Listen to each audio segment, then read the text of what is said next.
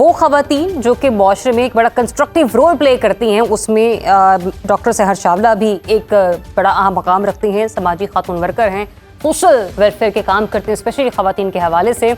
उनसे इस बारे में बात करते हैं। बहुत शुक्रिया आपका डॉक्टर साहब अपना वक्त देने के लिए। सबसे पहले तो इस मामले पर आपकी टेक लेना चाहूँगी।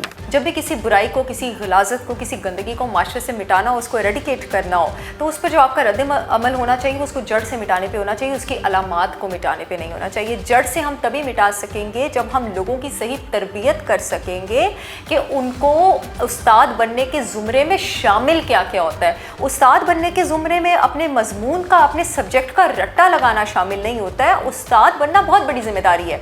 जैसे माँ बाप बनना बहुत बड़ी जिम्मेदारी है ना, उस्ताद को रूहानी माँ बाप ऐसे ही नहीं कहा गया, वैसे उस्ताद बनना भी बहुत बड़ी जिम्मेदारी है। और साथ वो इदारे जो डिफरेंट असातिज़ा को, डिफरेंट सब्जेक्ट फैसिलिटेटर्स को इंडक्ट करते हैं, इंक्लूड करते हैं अपनी यूनिवर्सिटी में, उनकी थॉरो एवेल्युएशन, उनकी स्क्रूटनाइजेशन, एक स्ट्रिक्ट क्राइटेरिया और एक स्ट्रिक्ट मेरिट होना कि किसको और किसको नहीं इदारे का हिस्सा होना चाहिए, बहुत ज़रूरी है। जिसमें सबसे ज़्यादा ज़रूरी, सब्जेक्ट पर कमांड से भी ज़्यादा ज़रूरी, करेक्टर एवेल्युएशन है।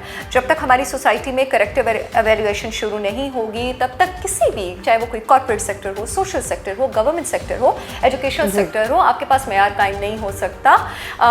थॉरो करेक्टर एवेल्युएशन करना इदारे का फ़र्ज़ है, जो अमला इंडक्ट करता है उसका फ़र्ज़ है। और ये तो वो कहते हैं ना, जैसे अदब पहला करीना मोहब्बत के करीनों में, तो किरदार पहला करीना है टीच करने के करीनों में। एजुकेशनल इंस्टीट्यूट के हवाले से बात करें तो पहले गोमल यूनिवर्सिटी का वाक़या और फिर अब भावलपुर यूनिवर्सिटी का वाक़या आप ले लें। क्या आपको ऐसे फैक्टर्स इन्वॉल्व नज़र आते हैं कि जिनकी वजह से इस किस्म के वाक़यात जो हैं वो कम होने का नाम ही नहीं ले रहे हैं, बल्कि मज़ीद बढ़ते चले जा रहे हैं? वजूहात जो है, हमारे पास नॉलेज की दूरी है, इखलाकियात से वाक़फ़ियत की दूरी है, और सबसे बड़ी वजह पता है क्या है? इंसाफ की फरावानी की दूरी है। जब एक मुजरिम को, एक क्रिमिनल को और एक गलत इंसान को माशरे के सामने मिसाल बना दिया जाएगा ना, तब उसके बाद इस तरह के जो जराइम है, क्योंकि डेफिनेटली जुर्म के ज़ुमरे में आता है, जब इस तरह के जराइम, उनका रेशो कम हो जाएगा। अनफॉर्चुनेटली हम ऐसे सोसाइटी में, हम ऐसे माशरे में रहते हैं, ये कहना गलत नहीं होगा, जहाँ बड़े बड़े मुजरिमों को कोई सज़ा नहीं मिलती है, कानून के हाथ से वो आज़ादी पा लेते हैं। कोई लॉ एंड ऑर्डर का जो सिस्टम है, I am very sorry to say, बड़ा दुख हो रहा है मुझे ये कहते हुए, वो वेल रेगुलेटेड नहीं है। हमारे यहाँ चाहे ख़वातीन स्टूडेंट्स हो या फिर मेल स्टूडेंट्स हो, बच्चों के GPAs, बच्चों के प्रेजेंटेशन में नंबरों का बढ़ना, इन सब वाक़यात को भी जो है वो बड़ा हाईलाइट किया जाता है कि ये सब चीज़ें या इनके हुसूल के लिए भी आपस में असातिज़ा और स्टूडेंट्स के दरमियान का जो एक मुक़द्दस रिश्ता है वो भी ख़राब हो रहा है। आप इस मामले को किस तरह से देखती हैं?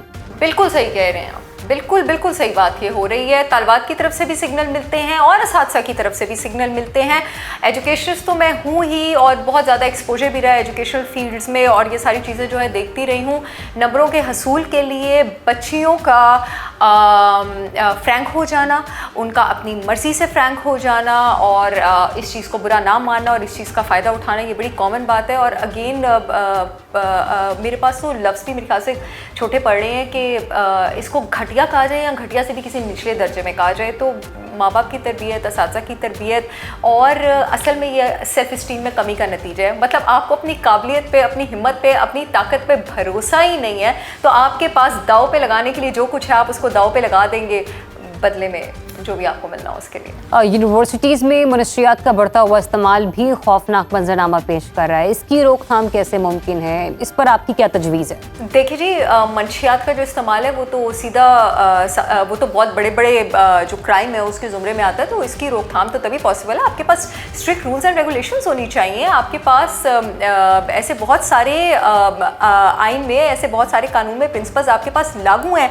जो इन पॉइंट्स के नीचे फॉल करते हैं कि आपके पास सर्टन यूनिवर्सिटीज़ में, सर्टन जगहों पे अगर ये चीज़ें पकड़ी जाए तो उनकी कितनी सख्त सज़ा होती है। और वैसे भी ये चीज़ें तो इंसान को कहीं का भी नहीं छोड़ती हैं। किसी इंसान का बेड़ा गर्क करना, उसका नक्शा, उसकी जवानी, उसकी ज़िंदगी, उसका दीन, उसकी दुनिया तबाह करनी हो तो उसको नशे पे लगा दें। आई थिंक इस बात पे बहुत ज़्यादा एजुकेशनल वर्कशॉप्स भी होनी चाहिए, बहुत ज़्यादा अवेयरनेस वर्कशॉप्स भी होनी चाहिए, और ये शुरू हो जानी चाहिए। अब जिस तरह माहौल चेंज हो रहा है ना 8-10 साल 12 साल की उम्र में स्कूलों में और इसमें, ताकि मेरा ऐसा मानना है कि आप किसी चीज़ को तस्लीम तब करते हैं जब आप उसकी तस्दीक करते हैं। अगर आप किसी चीज़ की तस्दीक कर लें, आप कन्विंस हो जाएं कि ये चीज़ गलत है, तो आप उसको करते नहीं हैं। अगर आप यंग नेसेंट माइंड्स को एजुकेट करेंगे ना, वो इस रास्ते की तरफ नहीं जाएंगे। लास्टली ये बताइए कि हमारे मुआशरे में ख़वातीन के तक़द्दुस और एहतराम के हवाले से आप समझती हैं कि कुछ नए पैरामीटर्स पर हमें साथ बैठकर काम करने की ज़रूरत है, उनका क़याम फौरी तौर पर अमल में लाया जाना चाहिए? जी, मुझे नहीं लगता है कि ख़वातीन का मज़ीद सांस बंद करने की ज़रूरत है।